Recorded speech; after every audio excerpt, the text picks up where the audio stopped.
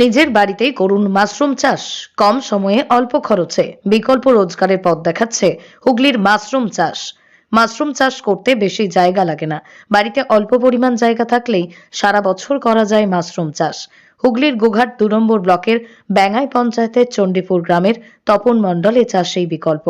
জেলার বিভিন্ন ঘরে ঘরে যদি মাশরুম চাষ হয় তাহলে রোজগারের দিশা দেখতে পায় সাধারণ মানুষ। কারণ বর্তমানে প্রচুর পরিমাণে মাশরুম বিক্রয় হচ্ছে বাজারে। এছাড়াও বড় বড় সংস্থাগুলিও প্যাকেটবন্দি করে বিক্রয় করছে এই হাই প্রোটিনযুক্ত খাবার, যার ফলে চাষিরা ভালো রকম উপার্জন হচ্ছে বলেই জানাচ্ছেন মাশরুম চাষে। চাষটা প্রথমে করি আমরা। প্রথমে খড় নিলাম, খড় কাটলাম, খড়কে জলে ভিজালাম। জলে ভিজানোর পর খড় আমাদের পচানো হয় না, খড় আমাদের কিন্তু টাটকা খড় থাকে। খড়টাকে হয়তো ৬-৭ ঘন্টা ভিজানোর পর ওইটাকে জল থেকে ছেঁকে নিলাম, নিয়ে জলটা ঝরিয়ে নিয়ে এবারে আমরা বীজ নিয়ে আসি। বীজ নিয়ে এসে খড় দিয়ে ৪টে স্টেজ বা ৫টা স্টেজ করে খড় দিয়ে লেয়ার বসিয়ে বীজগুলো ছড়িয়ে দেওয়া হয়। দিয়ে মুখ বেঁধে রেখে দিয়ে আমরা দড়িতে ঝুলিয়ে দিই। দড়িতে ঝুলানোর পর মিনিমাম ১ মাস সময় লাগে ফলনটা ফলতে।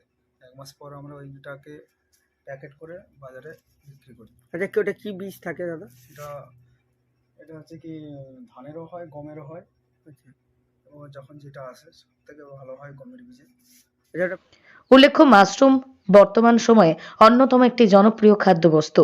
এর পুষ্টিগুণ অপরিসীম। আবার নিরামিষ খাদ্য তালিকায় থাকায় আমিষ ও নিরামিষ দুই ধরনের খাদ্যাভ্যাসের মানুষজন সাদরে মাশরুম তাদের খাদ্য তালিকায় রাখেন। বর্তমান সময়ে এটাই সারা বছরই মাশরুমের চাহিদা রয়েছে বাজারে। Mushroom vitamin B, D, potassium, copper, iron এবং সেলোনিয়াম সমৃদ্ধ। এছাড়াও মাশরুমে কোলিন নামক একটি বিশেষ পুষ্টি উপাদান পাওয়া যায়, যা পেশির সক্রিয়তা এবং স্মৃতিশক্তি ধরে রাখতে খুবই উপকারী। মাশরুম অ্যান্টিঅক্সিডেন্টে ভরপুর, তাই মাশরুম চাষের মাধ্যমে একজন বেকার যুবক বা যুবতী বা বাড়ির গৃহবধূরা আর্থিকভাবে স্বাবলম্বী হতে পারে। ১ মাস আমরা প্রথমে দেখি বেডটা ঝুলানোর পর, হুম, তারপরে যখনই এই যে ফিনি এটা ছোট ছোট অংশ কুঁড়ি, হুম। কুঁড়িতে তখন প্রতিদিন আমাদের সকালে বিকালে দুবার করে জল দিতে হবে।